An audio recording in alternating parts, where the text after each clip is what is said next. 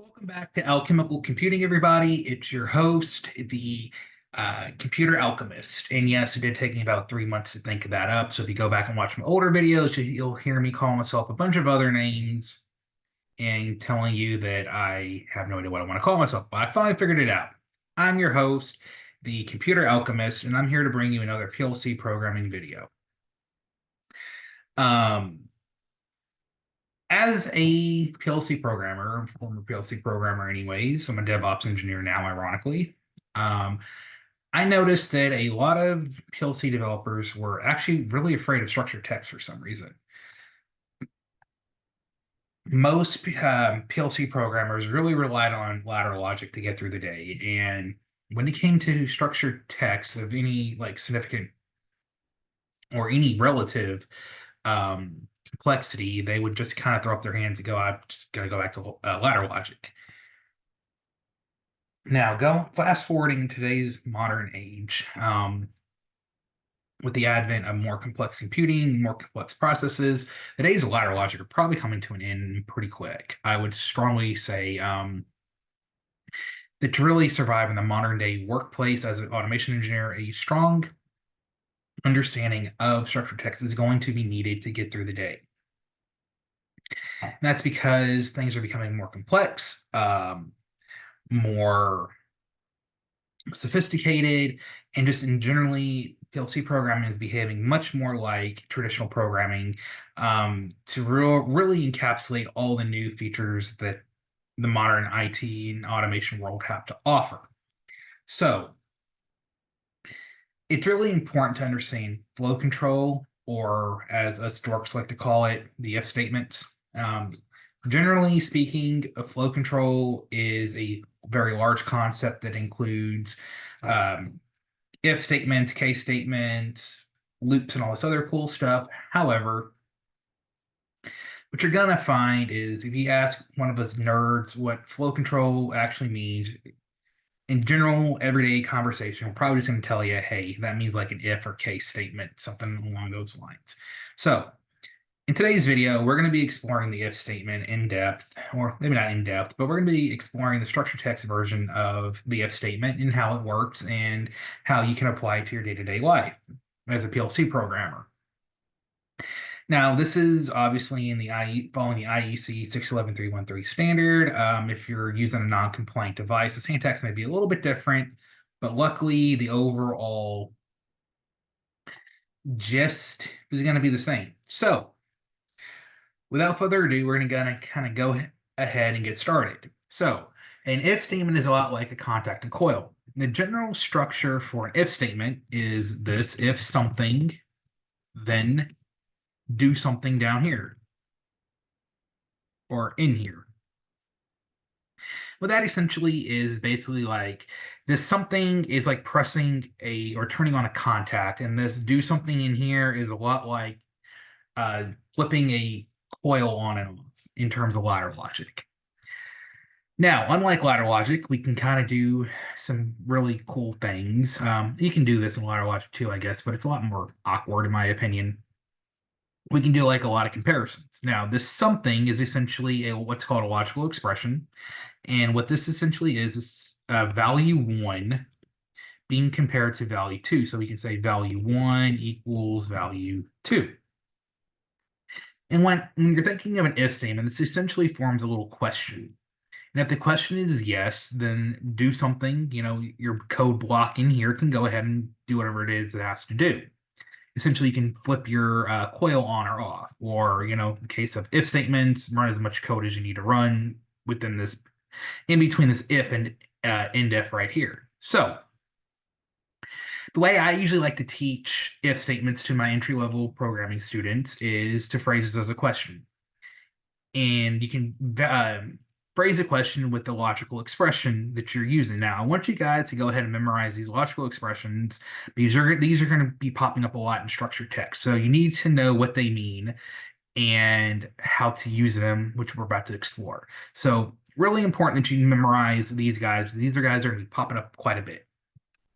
Anyways, the way you phrase this question is you say, does value 1 whatever this expression is, value 2. So in this case, we have equals. We can say, does value 1 equal value 2? If the answer to that question is yes, we can assume that the block that this if statement's going to run, that we can run these lines of code in between the if and if, the if and if and if. Yeah, that's a tongue twister for you. If and if statement. Now, what if we had something like this? Does not equal. Well, we could phrase the question as, does value 1 not equal value 2? If the answer is yes, again, we can go ahead and run whatever in between if and if. Ooh, I said it right that time. Yay. And no, these videos are not scripted, and these are not dumb dad jokes I pre-write. I'm spitballing as I go along. So, remember, the moral of the story is if you can phrase this as a yes or no question, and if the answer is yes, you can go ahead and do whatever you have to do down here. So let's kind of put this into action and go ahead and get rid of this and put this into a actual working code block. We're going to start off with a couple variables, say x int equals 3, y int equals 3, and message is w string. All right, so now what we're going to do is we're going to say if x equals y, then message equals the values are the same. So let's kind of break this down and talk about how we can phrase this as a yes or no question yet again. We're going to say if, let me see if I can actually capitalize this and it actually looks right.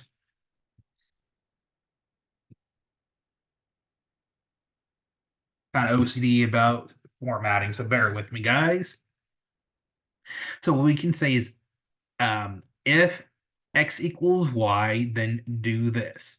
So essentially we can rephrase this question as if x equals y, yes, then we do this. If no, we skip this over completely and don't do anything. We go on to line 11, which is nothing. The PLC program is going to loop back up to line 1 and keep doing that check over and over again.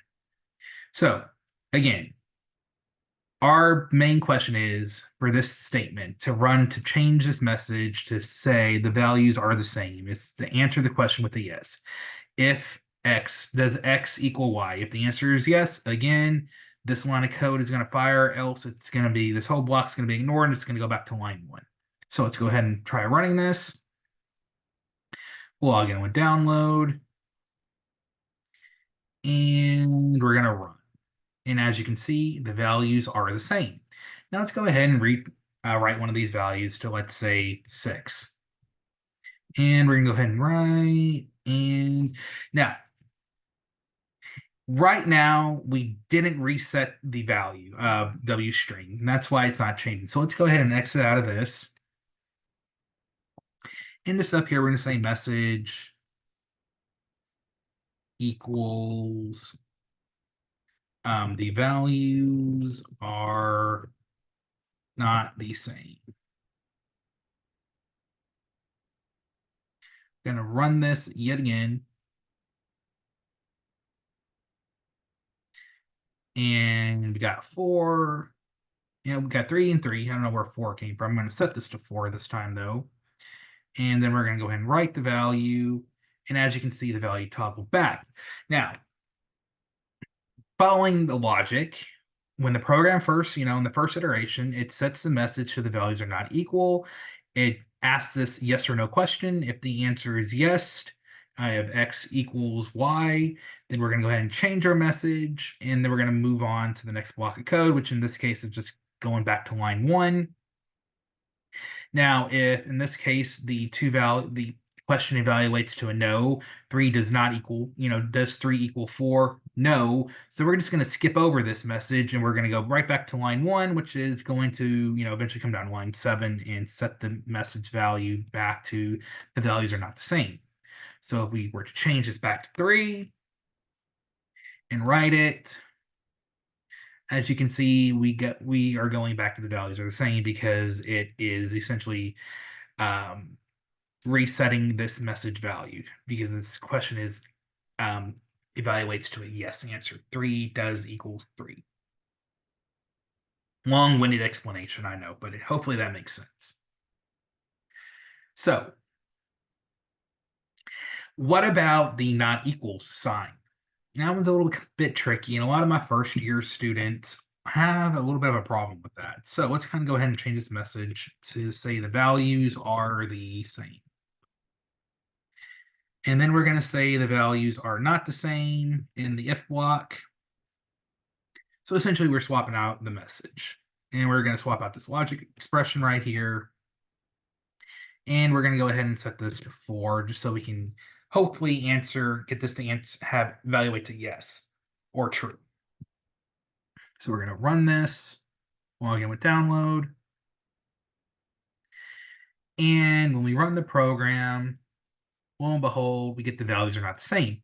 Again, we're initially setting our value to the values are the same. Then we're coming to this if block. We're asking this question yet again. Is 3 not equal to 4? That is a yes statement. That's a true statement. That's a yes. So again, we can go ahead into line 10 and run that code, reset the message value to the values are not equal, and continue on about its day. So essentially, when you think about it, this is changing from the values are not the same to the values are same really, really quickly. You can't see it, but ultimately this is the final state. So if we were to set this back to 4, or set the 3 to 4, I guess we're not setting it back, but whatever. Write the value, we get the values are not the same. Yet again, because we're writing the value, but again, this statement right here evaluates to a no. We're saying if 4 equals 4, does 4 not equal 4, which is a no response.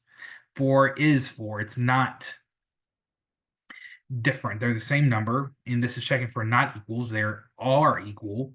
So we're going to skip this whole block right here. Oops. We're going to skip this block right here and just go on back to line 1, have it hit line 6, and set the message to the values are the same. Now, this is kind of like the basics of an if statement. You can do a lot more stuff with them. You can compare multiple values, set up things like that would be equivalent to a AND gate or a series of contacts and coils. You can do a bunch of stuff with them. So let's do one more example here.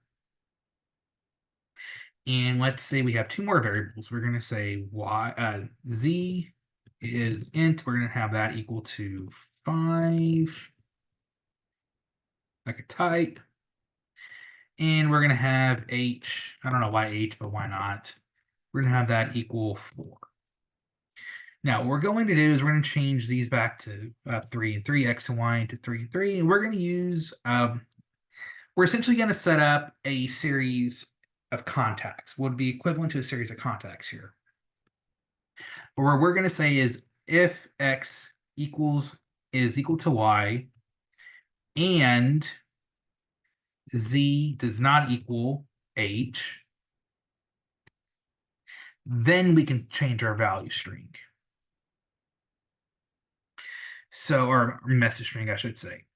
So essentially, what we have here is a series of, this is like having a normally open contact and a normally closed contact in series.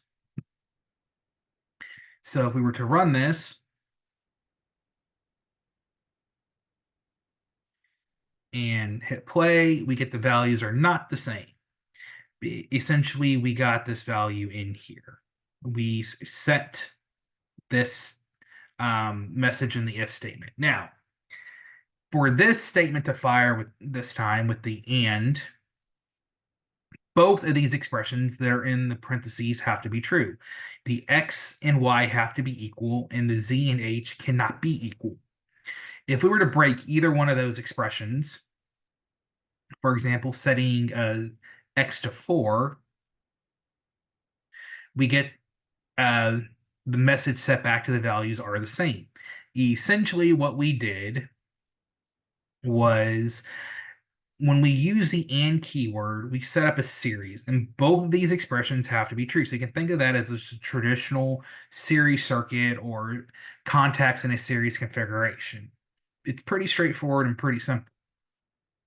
And there's another commonly used conjunction that you can use called or, which, as you may have already deduced, means either this expression in the parentheses or that expression have to be true. Either one of them or both of them can be true for this block of code to fire. And my friends, that's about it for the if statement for right now. I'm still getting used to doing these videos, and I'm trying not to do them scripted, which is kind of why I'm kind of fumbling and mumbling a little bit. So bear with me. I'm still trying to find my feet as a YouTuber doing this stuff. So if you could please show your support, leave a comment, upvote the or thumbs up the video, whatever YouTubers call it. I don't know. I'm not hip. I'm a dork. And leave a comment, hopefully a nice comment, but I'll take anything at this point. But and if you really feel like generous, hit the subscribe button to help a brother out when he's trying to find his feet. Anyways, hope you found this video useful. There'll be some more coming up. This channel is mostly going to be about just random computer topics. So there's going to be some Linux stuff coming up, some more Flowgorithm stuff coming up, and of course, some more PLC videos. So help a brother out, leave a nice comment, and hit that subscribe button, turn on notifications. The Computer Alchemist is out.